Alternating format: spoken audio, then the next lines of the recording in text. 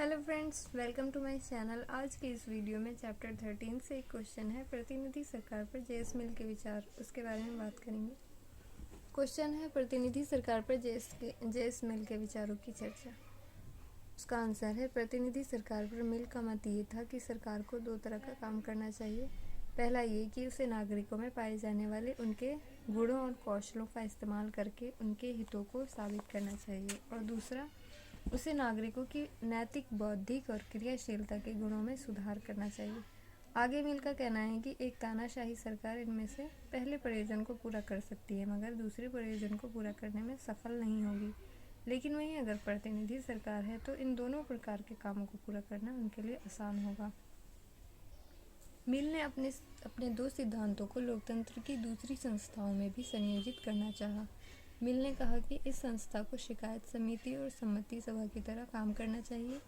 राष्ट्र में मौजूद प्रत्येक सम्मति के लिए यहाँ स्थान होना चाहिए और इसकी व्यवस्था भी होनी चाहिए, ताकि प्रत्येक वर्ग के हितों को कैसे अधिक अच्छे ढंग से सुरक्षा प्रदान करना है वो पता चल सके। उसी समय में मिल ने कहा कि ये संस्था न तो विधि निर्माण के कार्य के लिए उपयुक्त है और न ही प्रशासन के लिए।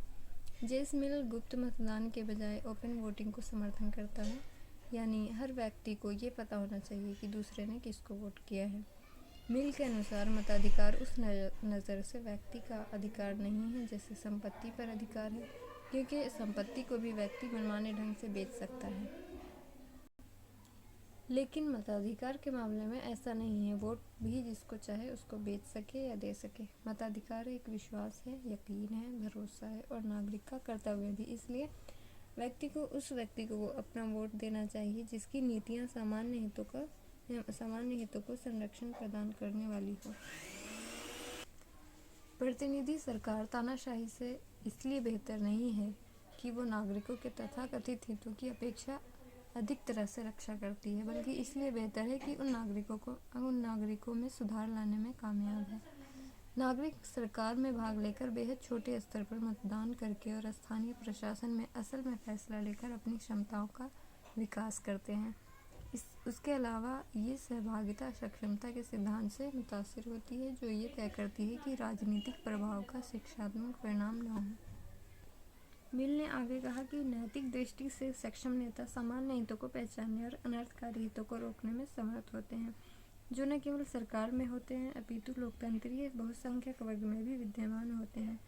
बहुल मतदान का प्रयोजन ये सुनिश्चित करना होता है कि विधानसभा में नैतिक दृष्टि से सक्षम नेता ही चुने जाएं।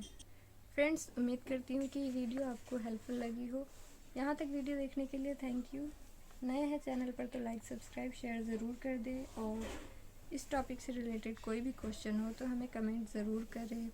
यहाँ थैंक्स।